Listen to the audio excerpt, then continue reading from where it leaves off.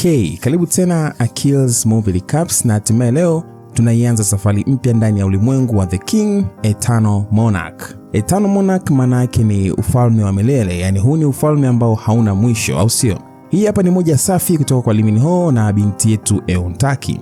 Basi nisiseme sana, tuanze recap yetu moja kwa moja. Tunaanza na utangulizi kidogo ili kuelewa vizuri nini kinaendelea katika picha hii hapa. Usipoelewa utangulizi huu, mbele itakuwa ngumu sana kuelewa, maana hii ni moja kati ya picha ambazo ni ngumu sana kuzielewa. Kwa hiyo naomba tusikilizane kwa makini sana. Tunaambiwa kwamba hii story inaanzia wakati wa utawala wa mfalme Sin-moon, na hii ilikuwa ni Silla Dynasty. Mwaka 682 mfalme Sin-moon alipokea filimbi ya mwanzi kutoka kwa Dragon King wa bahari ya Mashariki. Na filimbi hii inapopulizwa, maadui wanakimbia vita, magonjwa yanapona, kama kuna ukame basi mvua inanyesha, kama kuna mafuriko basi mvua inakata, na upepo pia unatulia. Baada ya kuona nguvu za filimbi, mfalme Sin-moon alipa filimbi jina la Manpasik Jeok. Haya majina ya Kikorea tutasameheana kidogo, maana ulimi hujazoea kuongea Kikorea, kwa hiyo kidogo inakuwa shida kuyatamka. Na baada ya kuipa filimbi jina, akaifanya kuwa mali ya taifa. Lakini kwa watu wasioiamini hii story, kwao inabaki tu ni hadithi za kusadikika. Sasa anayetoa story hii ni huyu hapa mwamba anaitwa Lee Lim, na hapa anahojiwa na polisi. Sasa anaambiwa, Lee Lim, umezaliwa tarehe 27 mwezi wa pili mwaka 1951. Ina maana kwa sasa 2020 una miaka 70. Sasa mimi naomba unieleze inawezekanaje, maana kwangu ni ngumu sana kuamini. Ni kweli nimetimiza miaka 70 mwaka huu, na zeeka taratibu sana tokea mwaka 1994. Tokea mwaka huo muda kwangu unaenda taratibu sana, tofauti na nyie. Kwa nini kwako iwe hivyo? Wewe si mtu kama sisi tu? Ni kwa sababu nilifanikiwa kuishika filimbi. Nilimpokonya blaza, alikuwa nayo lakini hakuiamini. Kwa hiyo ulimuua kaka yako. Filimbi ilionekana mara moja tu kila baada ya miaka 20 kwa ajili ya kuleta amani duniani. Jibu ndio au hapana, ulimuua kaka yako? Ndiyo, nilimuua kaka yangu mfalme. Alikuwa na filimbi mikononi mwake siku zote, lakini hakuna kitu alichofanya. Hakujua hata kama filimbi inaweza kumletea dunia nyingine kabisa. Na maanisha kwamba kuna dunia mbili, lakini tayari nilitegemea siku moja mpwa wangu naye atakutana na maajabu haya kama mimi nilivyokutana nayo. Sasa mpwa wake na huyu bwana ndio mtaalamu Lee Min-ho, na katika picha hii hapa anatumia jina la Lee Gun. Muona bana?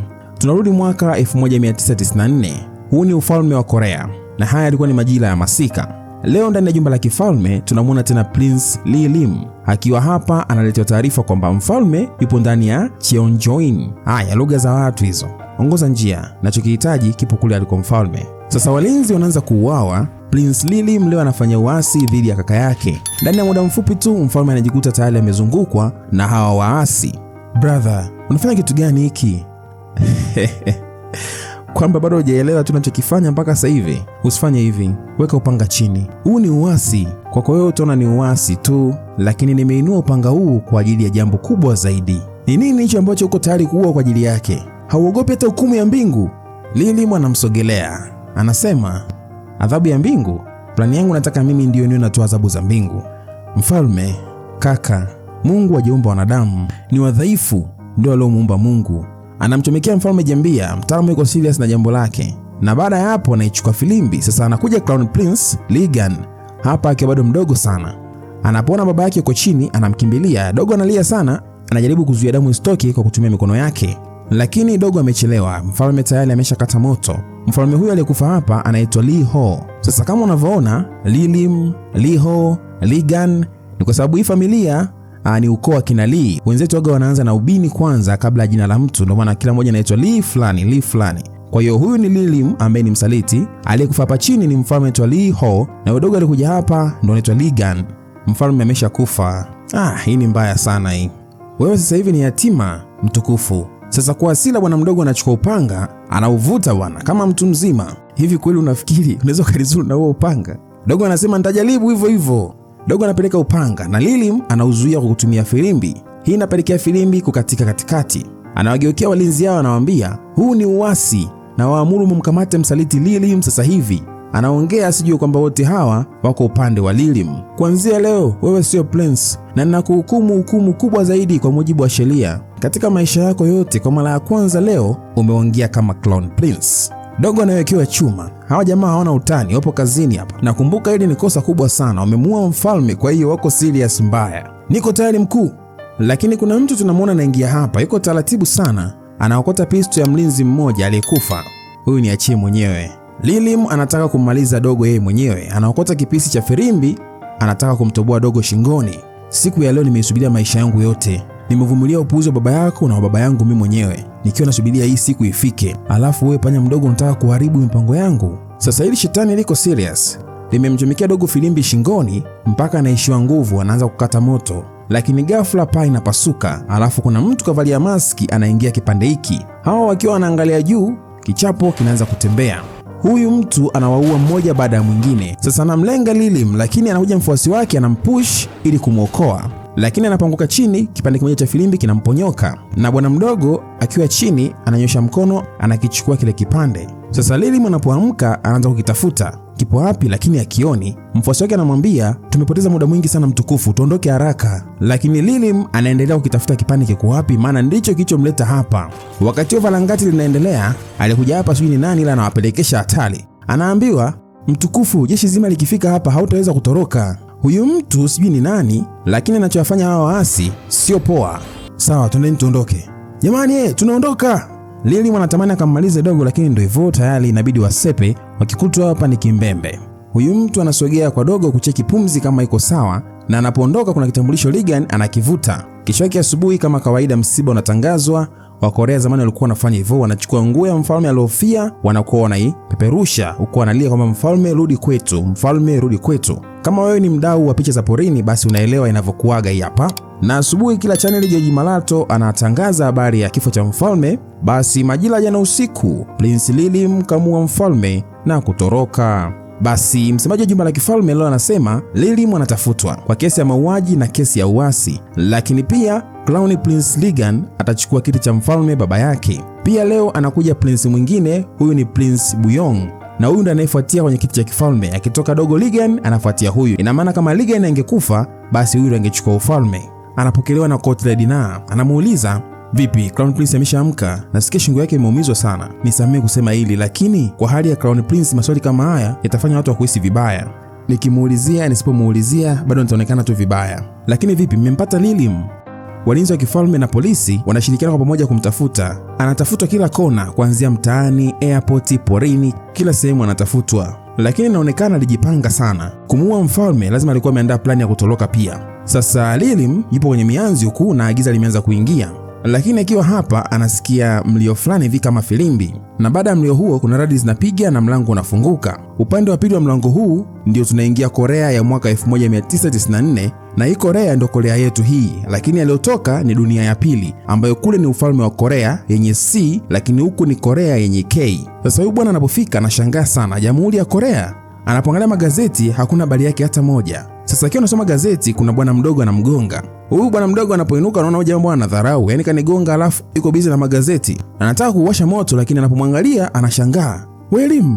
Sasa huyu ukimwangalia vizuri ndio sura ya yule mfalme aliyeuawa. Yani huyu ndio Liho wa dunia hii. Huku sio mfalme, ni mtu tu wa kawaida. Mimi nakujua wewe. Wewe pia unanijua mimi?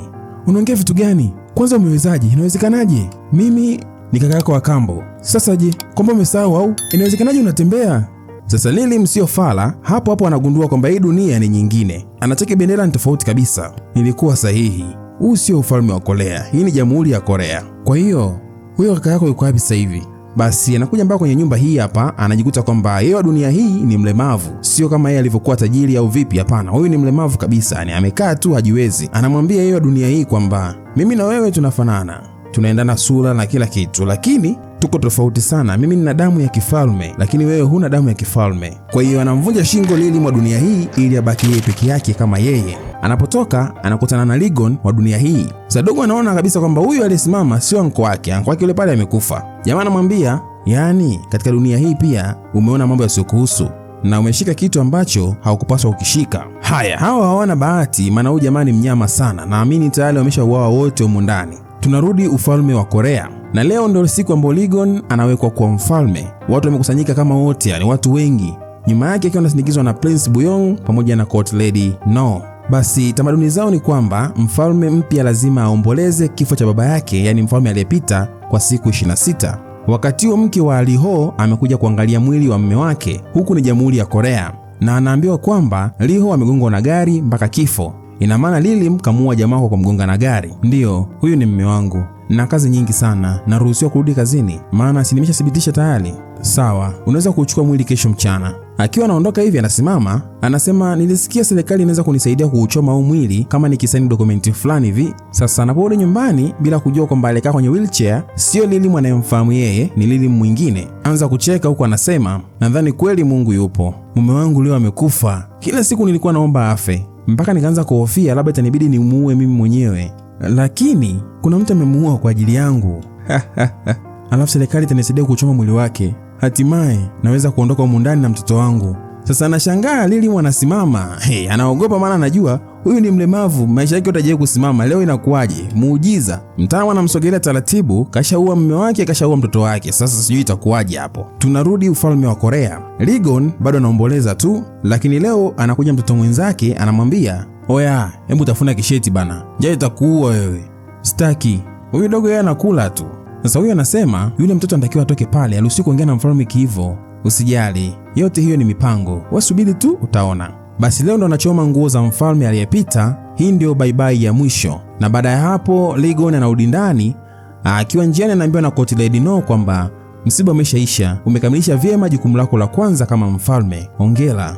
Lakini mtoto ni mtoto tu, anaangusha kilio tena. Na akiwa analia, kanakuja tena kale katoto kingine na kenyewe kanaanza kulia. Sasa anaona vipi tena? Anaenda kuchukua toy fulani hivi lipo kama upanga, anamletea na kumwambia kwamba anyamaze. Anamwambia, kuanzia leo wewe ni upanga usiovunjika. Upanga usiovunjika ndio nini? Kwani wewe unaitwa nani? Jeong, wewe unaitwa nani? Mimi naitwa Ligon, mfalme wa Korea. Okay, sawa, nimekuelewa. Asante kwa hii zawadi.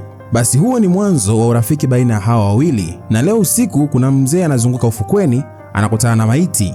Maiti imevaa pete na nguo za Lilim, na huu ni mpango wa Lilim ili ufalme uache kumtafuta. Sasa prince anaitwa, huyu ni Prince Byong, kwa sababu huyu ni prince lakini pia ni daktari, na hii inatakiwa kuwa siri mpaka atakapopata uhakika.